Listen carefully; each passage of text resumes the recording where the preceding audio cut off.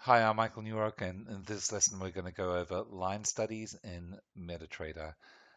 So this is the line studies section here, and you can, move your chart around if you want to drag it, back. You can, swish your chart up or expand it to its normal state. That's with this arrow icon here. The crosshair is a tool that I like to use a lot.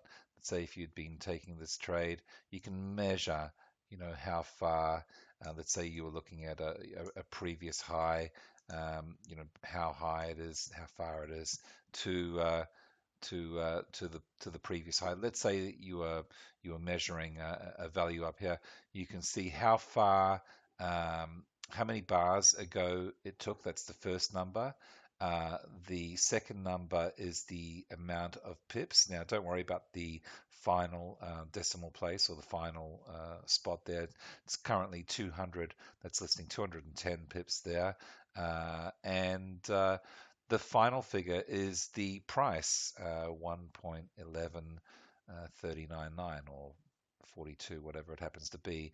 So you can see, say, this point here is 9 bars long. That's the first number. It's just over 120 pips, and the price was 110.47.5. So you can see wherever it is, it's pretty handy. You can see, well, in this case, well, this was 29 bars ago, for example. It was 80 or 92 pips higher than the current price at 110.19. So it's pretty cool for being able to determine really quickly on the fly, distances, how many bars it took, and what the price was. And it's great for being able to determine, say, a stop. Okay, I want to place my stop here. It's around, let's say, here, so it's 70 pips or close to 70 pips. There you go, 70 pips. So 70 pips for a one-to-one risk to reward would be around here at 1. 10.04 or 110.03. 2 to 1, say 140 pips would be here at 110.70. So it gives you a really good, quick idea to be able to calculate those figures. The vertical bar here just allows you to place, let's say, you might want to have something of significance listed, or highlighted on your charts. That's your vertical line. Just get rid of that. Just delete to remove it. Your horizontal line, you can click. Let's say you want to place one there. You may want to have placed your first target prior to this high being reached, for example. So this gives you a good idea of where it is. It's easy to use. If you double click to select and then right click, you can go to horizontal line properties, and then you can change the color, for example. You can change the parameters. Say you might want to reduce that to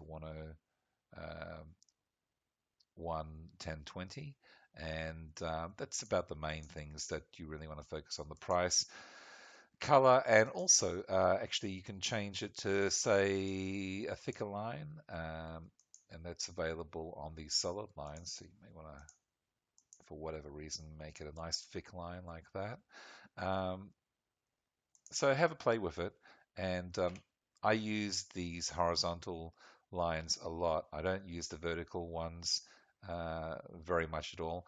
And you can use these angled ones here to work out, say, trend lines, support lines, resistance lines, that kind of thing. I'm not saying this is a support line, but it just allows you to be able to put a line on the chart, double click on it to select. Again, you can change the thickness and the color by right clicking, going to properties, and then changing whatever you wish. And if you grab the either of the end ones, then you can just modify it and move it to whatever angle, and stretch out these nodules here, these 3 nodules, to make it easier to use. So if it's selected, you can unselect it by double clicking on it, or select it again, delete it off your charts.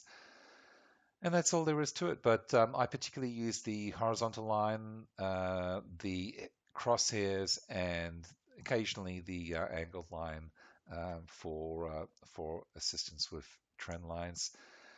So again, pretty easy to do. Till next time, good trading, live well, and I'll see you soon.